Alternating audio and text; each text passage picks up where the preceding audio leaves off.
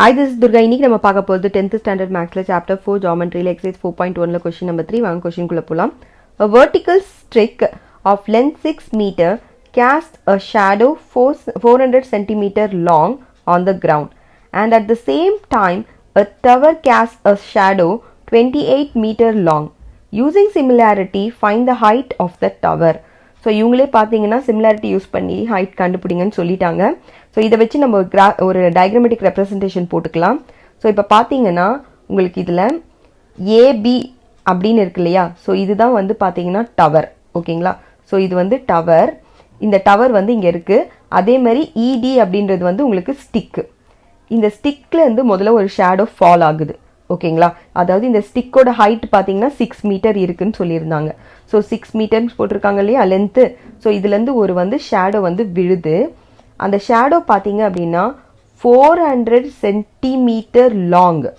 இந்த ஷேடோ எவ்வளோ தூரத்துக்கு வருது? 400 சென்டிமீட்டர் தூரம் இருக்குது, ஓகேவா? அதே மாதிரி உங்களுக்கு இந்த ஸ்டிக்குக்கு பின்னாடி ஒரு டவரும் இருக்குது. ஸோ அந்த டவரோட ஷேடோவும் விழுது. அந்த டவரோட ஷேடோ பார்த்தீங்கன்னா 28 மீட்டர் இருக்குது. ஸோ இந்த கொடுத்துருக்க இன்ஃபர்மேஷனை வச்சு இந்த டவரோட ஹைட் என்ன அப்படின்றத தான் நம்ம கண்டுபிடிக்கணும், ஓகேங்களா? ஸோ இப்போ வந்து இந்த ரெண்டு ட்ரையாங்கிளை நம்ம எடுத்துக்கலாம். ஸோ கிவன் என்ன கொடுத்துருக்காங்கன்னா இப்போ ரெண்டு ட்ரையாங்கிள் மாதிரி நமக்கு தெரியறது இல்லையா?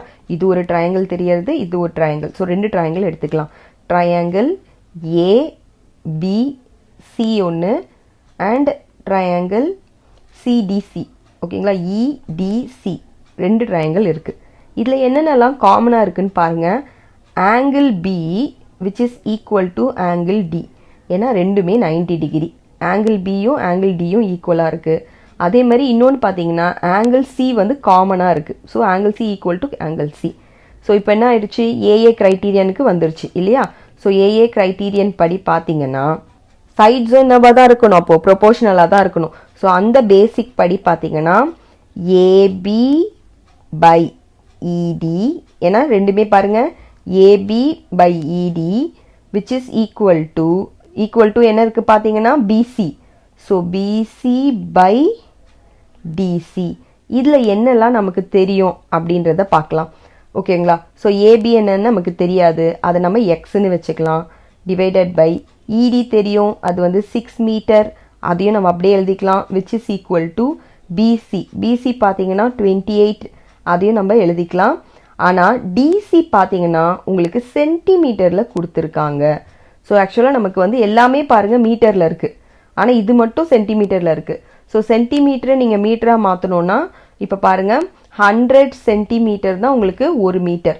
அப்போது 400 சென்டிமீட்டர் அப்படின்னு சொல்லும் போது which is equal to 400 divided by 100ன்னு போட்டுப்பீங்க இல்லையா மீட்டராக மாற்றுறதுக்கு.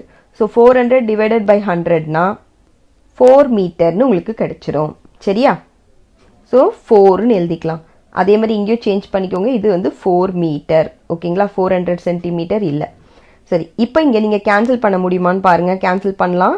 இந்த 4 பார்த்தீங்கன்னா உங்களுக்கு 1 டைம், இது பார்த்தீங்கன்னா உங்களுக்கு 7 டைம்ஸ் வரும், சரிங்களா? ஸோ இப்போ நம்ம அப்படியே கிராஸ் மல்டிப்ளை பண்ணிட்டோன்னா நமக்கு ஆன்சர் வந்துடும்.